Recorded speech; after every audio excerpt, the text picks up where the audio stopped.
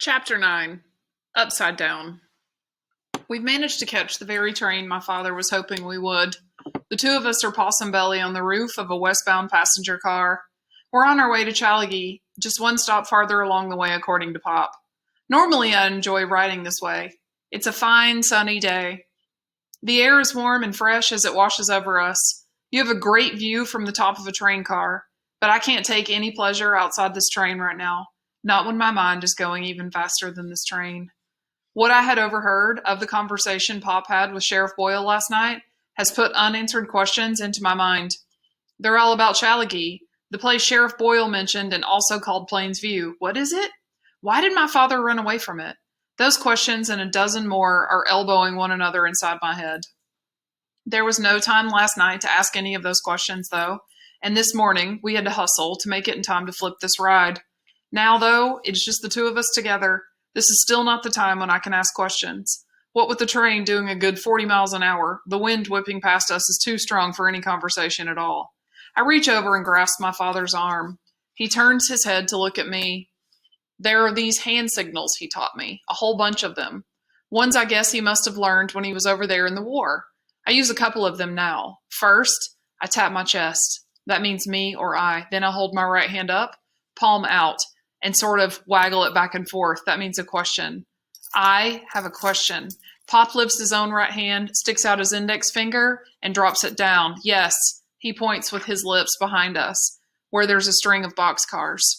We make our way back, hop off our passenger car onto the one behind it, careful to land soft enough to make any thumping sound that might attract the attention of a conductor. Most conductors don't mind men hitching a ride. That is especially so because nearly all hobos stay true to number 11 of the code, to always ride your train respectfully and never interfere with the operating crew. But there are some conductors who have a mean streak in them and will kick off even the most polite of us, so we try to go unnoticed as much as possible. The first boxcar we reach has its door shut tight, as does the next, but the third car's right side door is half open. Even better, it is empty. The straw in the stalls and the lingering scent of livestock tell me horses were recently transported in here. So we watch our step as we make our way over to a couple of wooden boxes to sit on. Sort of like Cap's packing crate, though all that's under our seats are loose hay and a scatter of oats. Pop looks at me, waiting, but now that it's quiet enough to talk, I feel hesitant. I take out my comb and run it back through my hair a dozen times on each side. You never need put a drop of oil on your hair if you just comb or brush it regular. The natural oils in your scalp are all you need. That is what my mom taught me. I put the comb away, rub my hands together. I have never been much for words, as far as saying them goes. Right now it's harder than usual to speak. Finally, I just blurt out what's on the top of my head. So, I'm Indian. Half, Pop replies. As you know, your mom was Armenian, though that was all we knew. What with her being an orphan, you are half Creek Indian. Half Indian. What does that even mean? Feels like a rock I didn't know I'd swallowed stuck in my gut. Some things are making sense, though. Like the stories Pop told me. Stories that he said I shouldn't ever share with anyone else. Were those Indian stories? Or all the things Pop knows about plants and nature? Things he learned from his parents? Those must have been Indian things. Creek Indian, he said. And the sign language he taught me that was supposed to just be shared between the two of us? Was that Indian too? It's all too much for my brain to hold all at once. I can feel my heart pounding. I breathe in and out real slow, trying to calm myself down. Maybe I should just focus on where Pop said we're headed. Challagi? I finally asked. The great thing about talking with Pop is that I never need to say much for him to understand me. Just speaking that one word is enough. Challagi Federal Agricultural Indian Boarding School, he says. Some call it Plains View. Challagi's how you say Cherokee and Choctaw. Sort of an insult, seeing as how it means cave dwellers, folks without real houses. Pop shakes his head. Naming a school for the way one tribe insults another, just what you'd expect from Washington. He picks up a handful of hay from the floor, selects 3 long pieces, and begins braiding them together. It was founded back in 1890. Idea was to teach us useful trades, academic classes half the day, and the other half of the day industrial. Farming, barbering, harness making, printing, baking, masonry, and the like for us boys. Domestic trades for the girls such as sewing, housekeeping, and cooking. Boys and girls brought from more than 40 tribes, mostly from Oklahoma. Every age from first graders to high school.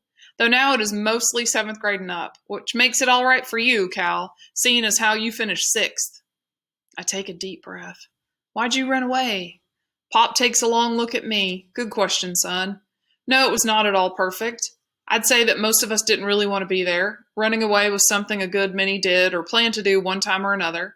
Me, I ran away 3 times during the 5 years I was there. First time was right after I got there. They caught me that time and brought me back. Second time was during my 3rd year there. That time, though, I came back on my own. My family was all gone by then, and I realized that what family I had by then were the friends I'd made at Challagi. Those boys in our Greek gang were some of the best buddies I ever had. The 3rd time I ran, I joined the Army and found another sort of family there. Pop pauses, but not to make sure I'm listening. He knows I'm hanging on his every word. It seems to me he's pausing because talking about this is bringing it back to him. He's not enjoying it any more than he enjoys digging up the memories of his time in the trenches. Why did we run? He repeats. A good part of it was the discipline. Pop places his hand on my arm, the way he always does when whatever he says has special meaning. I doubt it's that bad now, since the Merriam report. What kind of discipline? And what's the Merriam report?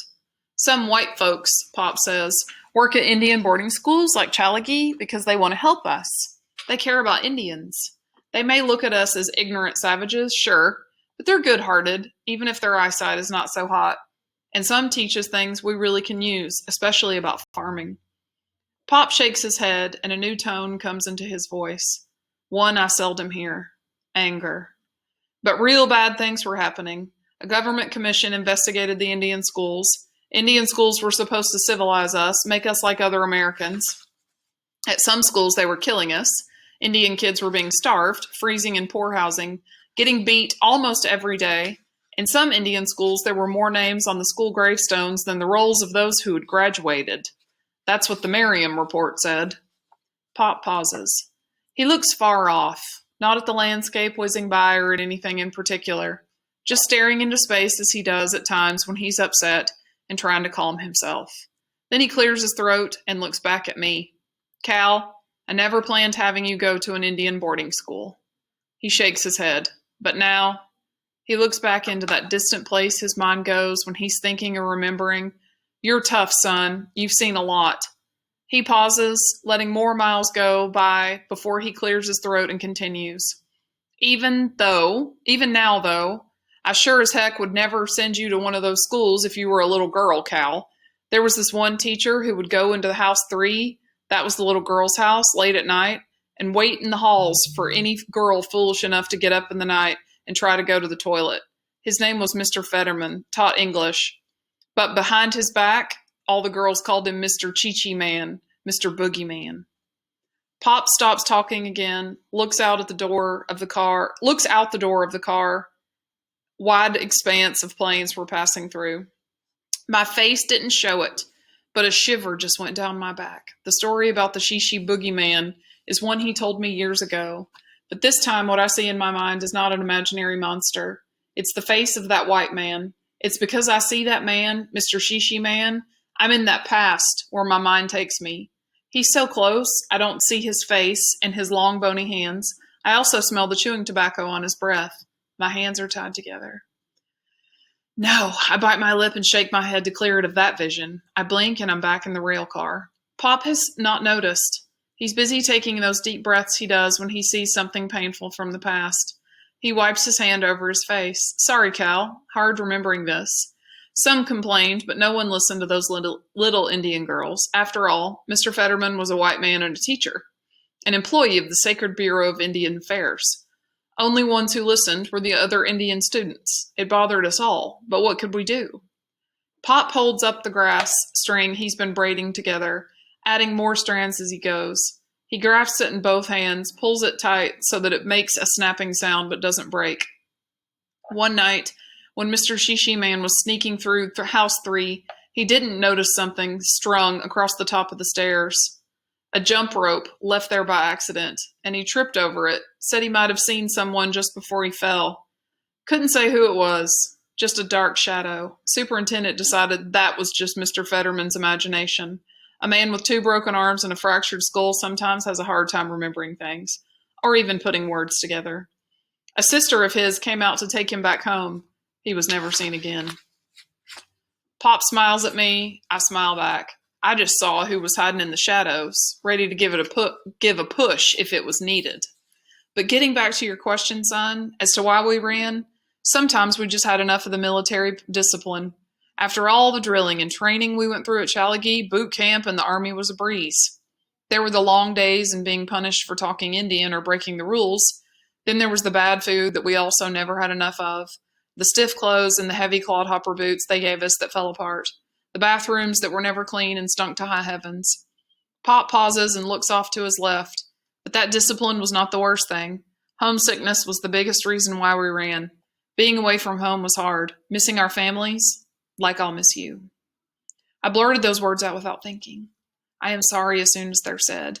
A hurt look comes over Pop's sensitive face, but it lasts no longer than a wisp of cloud crossing in front of the sun. Pop shakes his head. No more than I'll be missing you, Cal. His hand is on my shoulder as we watch the land whip past us backward, mile after mile being left behind. Pop lets out a long breath. This is the right thing to do, son. Get you back in school. That way you can make use of your time while I'm in Washington, which is no place for a boy to be, Pop smiles. Even boarding school's better for Indians than D.C. Better for Indians.